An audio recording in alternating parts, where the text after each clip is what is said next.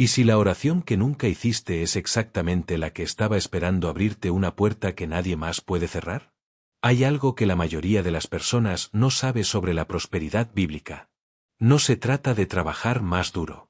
No se trata de tener los contactos correctos. No se trata tampoco de nacer en la familia adecuada. Hay un principio escondido en las páginas más antiguas de la Biblia que pocos se atreven a enseñar porque, cuando se entiende de verdad, cambia completamente la forma en que una persona ve su vida, sus posibilidades y su futuro.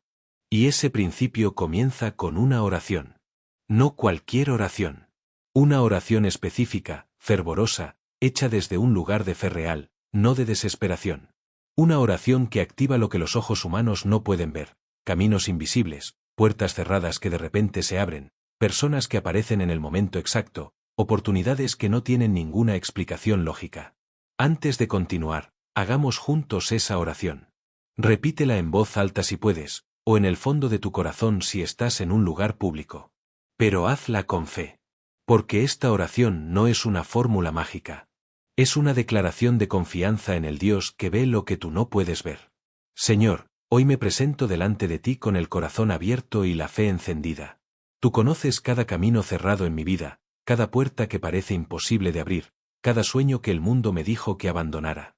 Pero yo no confío en lo que el mundo dice. Confío en tu palabra, que declara que tú abres ríos en lugares secos y caminos en el desierto. Hoy activo mi fe sobre cada área de mi vida que necesita un milagro de prosperidad. Que tu mano poderosa mueva lo que parece inmóvil. Que tu gracia abra lo que parece sellado. Y que todo lo que está preparado para mí llegue en el tiempo perfecto, sin que ningún enemigo pueda detenerlo. En el nombre de Jesús. Amén. Ahora que hicimos esa oración juntos, necesito contarte algo que la mayoría de los predicadores evita decir en público. Porque existe una historia en la Biblia que es profundamente polémica, que incomoda a muchos teólogos, y que al mismo tiempo contiene uno de los principios más poderosos sobre prosperidad que existe en toda la Escritura. Se trata de la historia de Jacob. Y no la parte bonita de Jacob. La parte incómoda. La parte que la Iglesia muchas veces pasa por alto porque no sabe cómo explicarla sin levantar preguntas difíciles sobre el carácter de Dios. Jacob era un hombre que engañó. Engañó a su padre ciego, Isaac, disfrazándose con pieles de cabra para robarle la bendición que le pertenecía a su hermano Esaú. Eso está en Génesis 27. Y lo que hace que esta historia sea tan perturbadora no es solo el engaño en sí. Es lo que sucede después. Después del engaño, Jacob no es castigado de la manera que esperaríamos. No pierde todo. No es destruido. No es abandonado por Dios. Al contrario, Dios se le aparece en un sueño, en el famoso pasaje de la escalera que llega hasta el cielo, y le dice algo que desafía toda lógica moral: yo estoy contigo y te guardaré por donde quiera que vayas. Génesis 28, 15. ¿Cómo puede Dios bendecir a un mentiroso? ¿Cómo puede Dios abrir caminos de prosperidad para alguien que obtuvo lo que tiene a través del engaño? Esta es la pregunta que muchos se hacen y que pocos se atreven a responder honestamente. La respuesta está en algo que va mucho más profundo que la moralidad superficial. Está en el propósito soberano de Dios. Está en el hecho de que Dios no bendice la perfección humana. Dios bendice la fe. Y Jacob, con todos sus defectos, con todo su historial de manipulación y engaño, tenía algo que su hermano Esaú no tenía. Él valoraba la bendición de Dios por encima de todo lo demás. Recuerda que Esaú, el hermano mayor, el que supuestamente tenía derecho a la bendición por nacimiento, vendió su primogenitura por un plato de lentejas.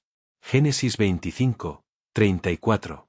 Él cambió su herencia eterna por una comida temporal. Y la Biblia dice algo impactante sobre eso: así menospreció Esaú la primogenitura. Jacob, el engañador, el manipulador, el que hizo cosas que ningún maestro de escuela dominical querría que sus hijos imitaran, era el que más hambre tenía de lo que Dios podía dar. Y eso cambió todo. Aquí está el principio polémico que nadie quiere admitir en voz alta: Dios no abre caminos de prosperidad para los que son perfectos. Los abre para los que lo desean con una intensidad que no pueden apagar.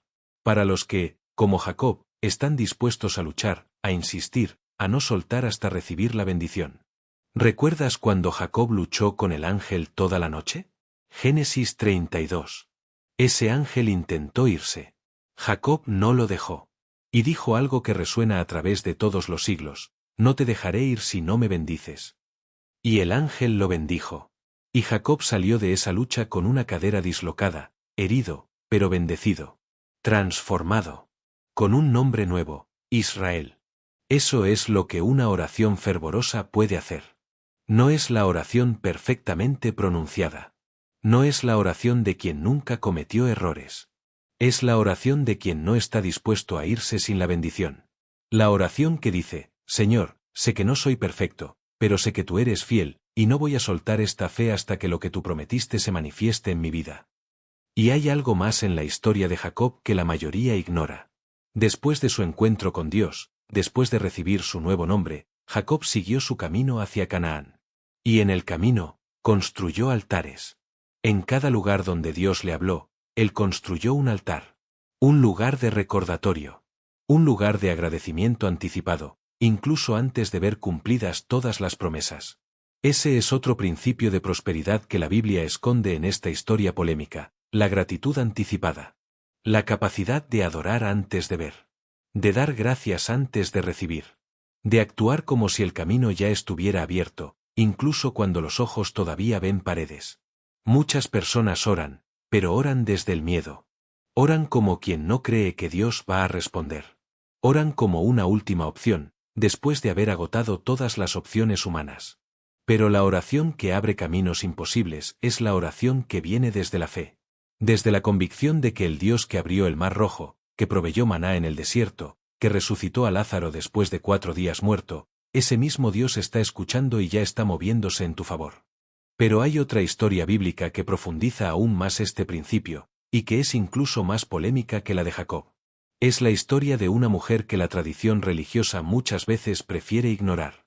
Una mujer que no era israelita, que no pertenecía al pueblo de Dios según los estándares religiosos de su época, y que sin embargo protagonizó uno de los actos de fe más extraordinarios registrados en toda la Escritura. Se trata de Rahab. Y si conoces la historia, sabes que Rahab era una prostituta. Así la describe la Biblia sin rodeos, sin eufemismos, sin suavizar la realidad. Josué 2:1, fueron y entraron en casa de una ramera que se llamaba Rahab. Rahab vivía en los muros de Jericó, la ciudad que Dios había entregado a los israelitas para ser destruida. Y cuando los espías israelitas llegaron a su casa buscando refugio, Rahab tomó una decisión que cambiaría su destino para siempre. Ella los escondió. Los protegió.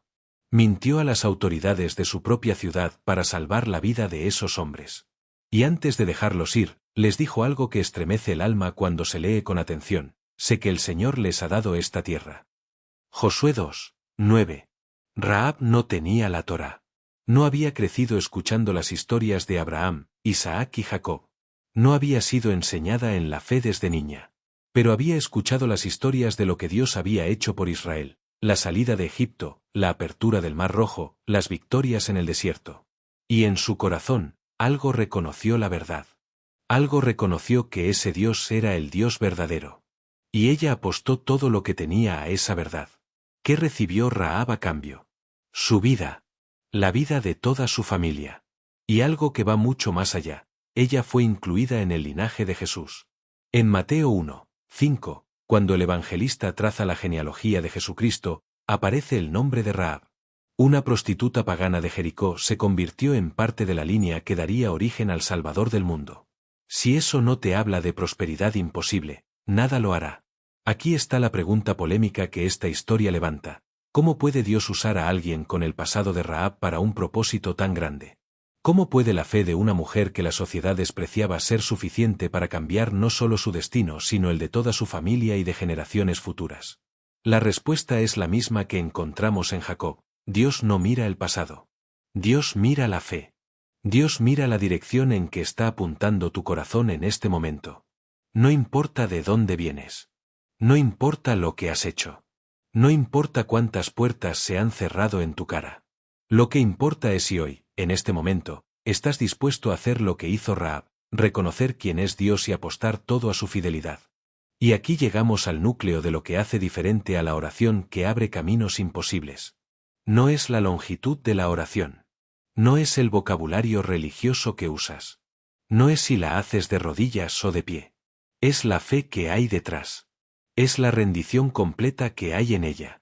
Es el acto de soltar el control y decirle a Dios, yo no sé cómo va a suceder, pero creo que tú sí sabes. Y confío en ti. El libro de Santiago, en el capítulo 5 versículo 16, dice algo que es al mismo tiempo una promesa y un desafío: la oración eficaz del justo puede mucho.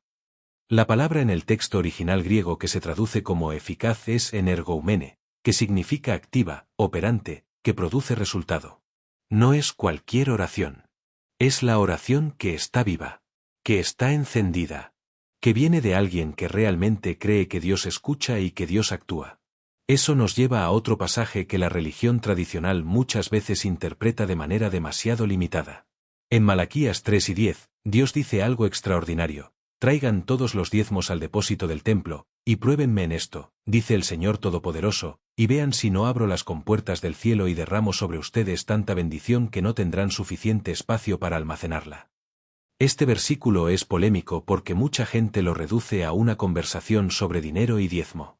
Pero cuando lo lees en contexto, cuando lo ves a la luz de toda la narrativa bíblica, entiendes que lo que Dios está describiendo no es solo una transacción financiera.